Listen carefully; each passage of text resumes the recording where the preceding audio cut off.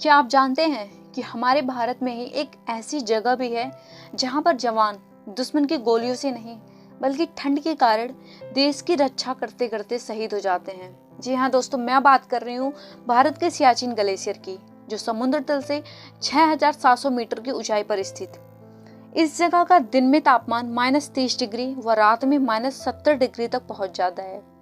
Oxygen इतनी कम कि यदि किसी सैनिक की सांस फूल गई तो उसको बचा पाना भी लगभग नामुमकिन सा हो जाता है। लेकिन सवाल तो ये है कि इतनी ठंड और विषम परिस्थितियों में भी आखिर क्यों भारतीय सैनिकों को अपनी जान की बाजी लगाकर यहाँ तैनात किया जाता है। दोस्तों, इसके पीछे का सबसे बड़ा कारण है हमारा पड़ोसी मुल्क पाकिस्तान। दरअसल 1949 की कराची समझौते और 1972 के शिमला समझौते में भारत और पाकिस्तान दोनों ही देश के बीच यह तय हुआ था कि कोई भी देश पॉइंट NJ 9842 के आगे दुर्गम इलाकों में दखल अंदाजी नहीं करेगा। लेकिन पाकिस्तान की नीयत खराब होते देर न लगी और उसने इस इलाके पर कब्जा करने के लिए पर्वतारोही के दलों को जाने की इजाजत देनी शुरू कर दी, जिससे भारत की सुरक्षा पर खतरा बढ़ गया।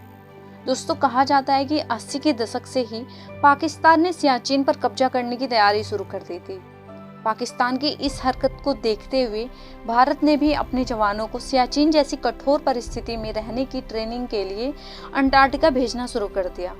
इसके बाद भारत ने 13 अप्रैल 1984 को सियाचिन पर पाकिस्तान की नाजायज घेराव को हटाने के लिए ऑपरेशन मेघदूत शुरू कर दिया। भारत ये जानता था कि पाकिस्तान 17 अप्रैल से सियाचिन पर कब्जा करने का ऑपरेशन शुरू करने वाला है और इसलिए भारत ने 3 दिन पहले ही कार्यवाही कर पाकिस्तान के नापाक इरादों को विफल कर दिया। तभी से ही सियाचिन पर भारत और पाकिस्तान की सेना आमने सामने तैनात रहती है। अब दोस्तों, उन कठिन परिस्थितियों की बात कर लेते हैं जो सियाचिन को बनाती है दुनिया की सबसे भयानक जगह। दोस्तों, यहाँ ऑक्सीजन की इतनी कमी होती है कि हर साल हमारे देश के कई वीर सैनिकों की नींद में ही मृत्यु हो जाती है। दोस्तों, सैनिकों को दूसरी जगहों से लाकर जब सियाचिन पर तैनात किया जाता है तो उससे पहले उन्हें इतने ठंडे माहौल के अनुरूप खुद को ढालने के लिए ट्रेनिंग दी जाती है।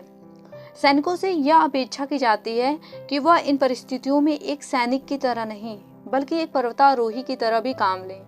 और इसका सबसे बड़ा कारण है इमरजेंसीज के वक्त जवानों तक मेडिकल हेल्प ना पहुंचना। सियाचिन का मौसम और 160 किलोमीटर प्रति घंटे की रफ्तार से चलने वाली बर्फीली हवाएं किसी भी हेलीकॉप्टर को यहाँ टिकने नहीं देती है और इसीलिए सैनिकों के लिए हर साल का राशन कुछ ही महीनों में जुटाया जाता है, जिसे जवानों को पूरे साल चलाना पड़ता है। आपातकालीन परिस्थितियों में दुश्मनों की गोलियों से बचकर भारतीय सेना का चीता हेलीकॉप्टर महज 30 सेकंड के लिए ही सियाचिन की चौकियों पर उतरता है। इन्हीं 30 सेकंड के अंदर सैनिकों का आना व ले जाना, साथ ही मेडिकल हेल्प व राशन का आदान प्रदान किया जाता है। ठंड का हाल कुछ इस तरह कि कोई भी जवान अपने शरीर का कोई भी भाग सिर्फ 1 सेकंड के लिए यदि बाहर निकाल दे तो वह अंग तुरंत ही जम जाता है और उसे तुरंत ही काटना पड़ता है। यदि उस अंग को तुरंत ही ना काटा जाए तो शरीर में हाइपोथर्मिया बढ़ने लगता है और चंद ही मिनटों में जवान की मृत्यु हो जाती है। दोस्तों, यहाँ पर पानी पीने के लिए भी भारतीय जवानों को बड़ी मशक्कत करनी पड़ती है, क्योंकि यहाँ पर इतना कम तापमान होता है कि पीने का पानी बर्फ के रूप में हमेशा जमा रहता है, जिसे पीने के लिए जवानों को कई घंटे उसे उबालना पड़ता है व चंद ही मिनटों के अंदर उसे पीना भी पड़ता है।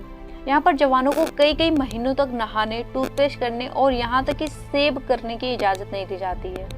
इसके पीछे का कारण ये है, जैसे ही टूथपेस्ट को इस एटमॉस्फेयर में बाहर निकाला जाता है वह चंद ही सेकेंड में बर्फ का टुकड़ा बन जाता है। साथ ही यहाँ पर जवानों की स्थिति ठंड की वजह से इतनी नाजुक हो जाती है कि जरा सी खरोच लगते ही वो फट जाती है और खून बहना शुरू हो जाता है। घाव कई महीनों तक ठंड की वजह से ठीक नहीं हो पाता। यानी कि बात साफ है कि यह जगह हमारे जवानों के लिए बेरहम, दर्दनाक और किसी काल से कम नहीं है। लेकिन इस भयानक स्थिति में भी हर दिन हमारे जवानों को देश की सुरक्षा की खातिर पेट्रोलिंग करनी पड़ती है। पेट्रोलिंग के लिए यहाँ पर जवान एक सीधी लाइन में चलते हैं, वह एक रस्सी के सहारे एक दूसरे से बंधे हुए रहते हैं, ताकि यदि कोई जवान पेट्रोलिंग के दौरान बर्फ में धंस जाए तो अन्य जवानों के द्वारा रस्सी की सहायता से उसे रेस्क्यू किया जा सके।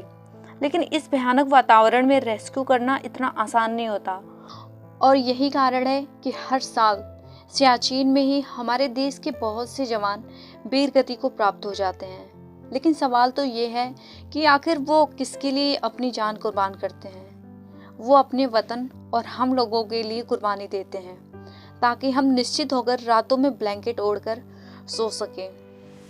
अगर आपको ये वीडियो पसंद आई हो तो प्लीज़ लाइक एंड सब्सक्राइब जरूर करें। धन्यवाद।